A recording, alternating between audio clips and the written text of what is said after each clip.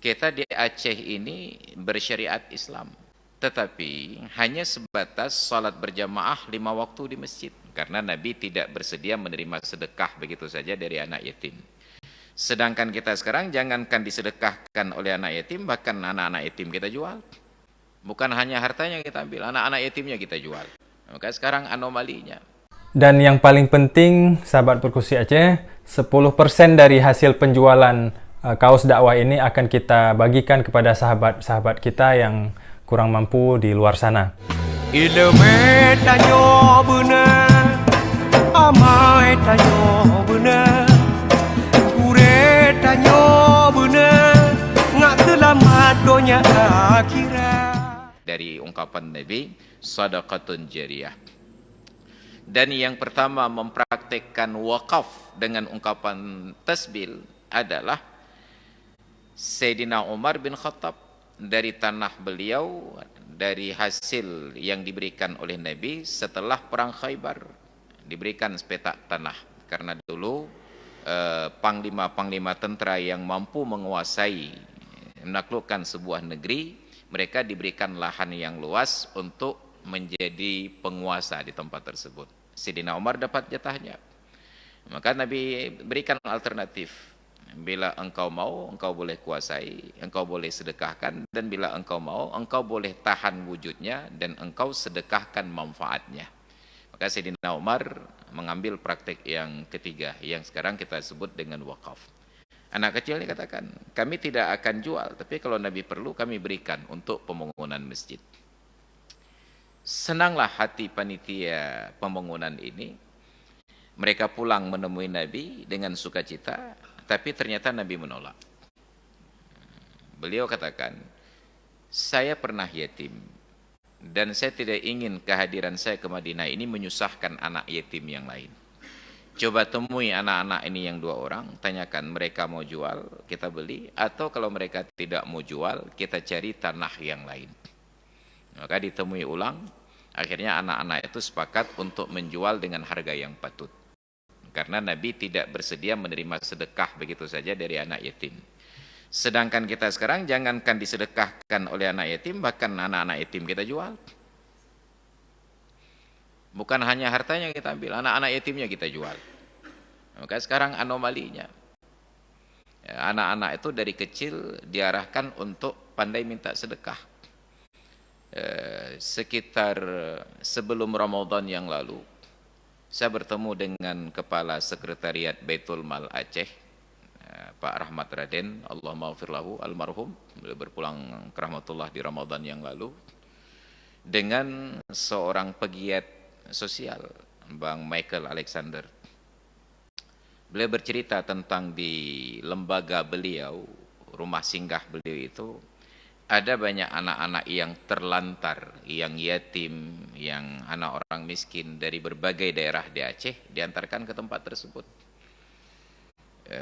Maka saat itu, saya angkatlah sebuah tema.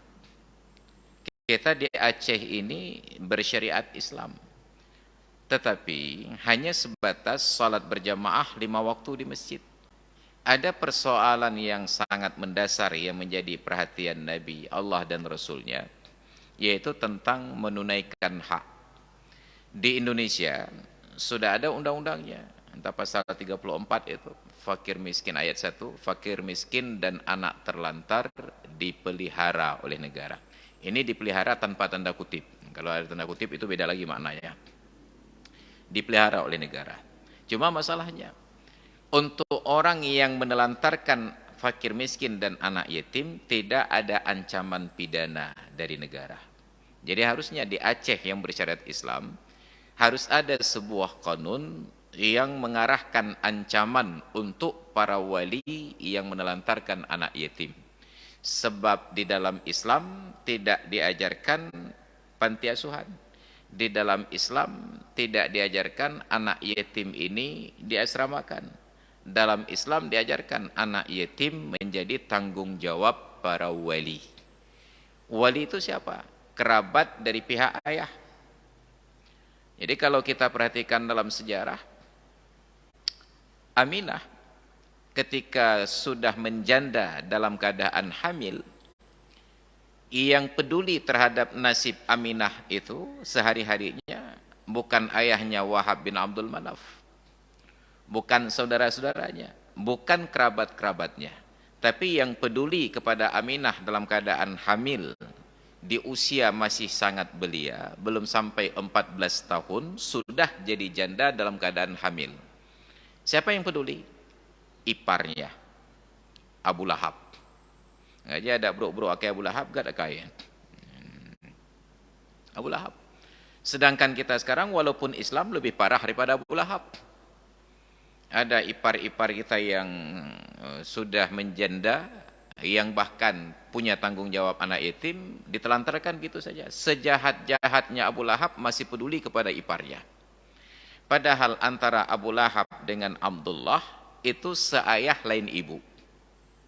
Satu ayah tetapi beda ibu.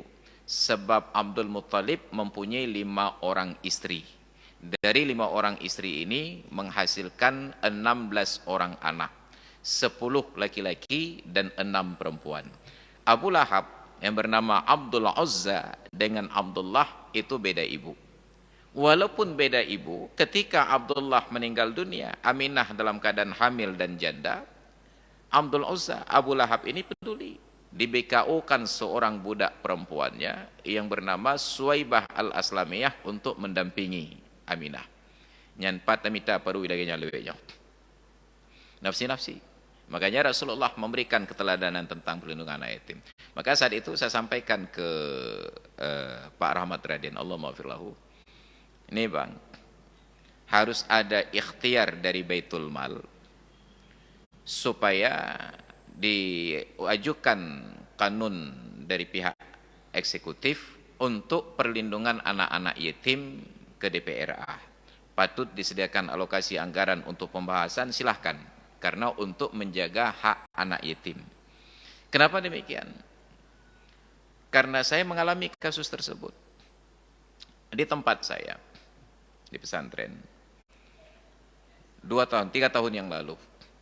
Seorang murid baru masuk tingkat aliyah SMA, diantarkan oleh ayah dan ibunya bersama dengan 3 orang adiknya datang mengantarkan. Setelah selesai semua proses seleksi, tes, wawancara sampai masuk asrama, diantarkan oleh orang tuanya. 9 hari setelah jadi murid dan anak kami, ayahnya mengalami kecelakaan kerja, meninggal dunia. Ayahnya ini punya abang, punya adik, dan dua-duanya PNS. Nah, jadi konon menurut cerita dari para ustadz yang berdiskusi dengan ibu ini, entah ada tambahan bumbu, wallahu alam. Nah, pokoknya ini versi yang sampai ke saya lebih kurang. Kata ipar-ipar beliau, itu ponakan kami yang di pesantren Cud Keeng, biarlah tetap di pesantren, jangan dicabut. Maka berjalanlah waktu, sebulan, 2 bulan, 3 bulan sejak suami beliau meninggal dunia. Karena tidak ada pembayaran iuran bulanan, pihak bendahara menelpon ibunya yang sudah janda ini. Bu, ini anak ibu sudah menunggak 3 bulan. Terkejutlah beliau. Beliau datang ke iparnya. Bertanya, ini yang anak saya di pesantren, bagaimana uang bulanannya? Kedua-dua ipar, adik dan abang ini menurut cerita tidak merespon. Jadi datanglah beliau ke pesantren, minta bertemu dengan saya, harapannya minta izin anaknya mau dicabut. Ini Pak Ustadz, enggak ada yang salah dengan pesantren, hanya nasib kami kurang baik. Saya janda, enggak punya pekerjaan tetap, enggak ada gaji tetap, harus membiayai 4 orang anak, 3 di rumah dan 1 di pesantren. Kalau kami sama-sama di rumah, kami makan apa yang ada. Tapi untuk di pesantren, kami harus alokasikan dana khusus. Dan sebagai seorang janda, saya nggak mampu. Dan saya minta maaf, ini sudah terutang 3 bulan. Nanti saya akan cicil. Itu kata beliau. Maka saya katakan, begini Bu. Pesantren kami bukan pesantren kaya, punya anggaran untuk beasiswa anak yatim. Tapi anak ibu tidak berstatus yatim ketika diantarkan kemari. Dia diantarkan oleh ayah dan ibunya. Tapi atas kehendak Allah, setelah menjadi murid kami, dia menjadi yatim. Kalau kami dari pesantren tidak sanggup tanggung anak yatim yang lain, maka setidaknya anak yatim yang sudah menjadi tanggung jawab kami tidak akan kami lepaskan. Maka untuk biaya bulanan jangan lagi ibu pikirkan, hanya uang jajan bila perlu ibu yang tambahkan. Setelah selesai, beliau masih keberatan juga. Jangan Pak Ustadz, daripada nanti setelah anak saya enak di sini merasa nyaman, tiba-tiba pesantren nggak sanggup lagi melepaskan anak saya, lebih berat. Lebih baik saya cabut dari awal. Enggak Bu. Ibu berdoa saja supaya komitmen ini tidak berubah. Nah, kami insya Allah sampai dia selesai tetap menjadi anak kami. Setelah pertemuan itu dan beliau sudah yakin untuk tetap anaknya di pesantren, ada undangan ceramah maulid di Baitul Mal provinsi. Saya duduk dengan para matraden, saya sampaikanlah berita ini. Ini contoh kasus Rahmat. Apa kata beliau? Pak Ustadz, ini sudah akhir tahun. Untuk pengajuan anggaran kami tidak bisa, tapi untuk kasus insidentil seperti ini kami punya anggaran darurat. Nanti Pak Ustadz kirimkan fotokopi KTP ibunya, kakak ibunya dengan NIS dari siswi yang bersangkutan. Kami ada dana darurat untuk bencana seperti ini, dan nanti tahun depan kita proses untuk beasiswa dia. Maka berjalan, saya kirim langsung ke beliau, urusan langsung dengan ibunya, BNT Ikoha agen di pesantren. Masuk sampai anaknya sekarang sudah di kelas 3 aliyah. Apa yang menariknya? Pacut dengan Yahwa PNS, tapi seorang anak yatim ini tidak ada keinginan mereka untuk mengambil berkah. Alhamdulillah. Ini negeri kita. Makanya Rasulullah katakan, saya tidak ingin ada anak yatim lain menderita karena kehadiran saya. Kalau dia mau jual, kita beli. Kalau tidak, kita cari tanah yang lain.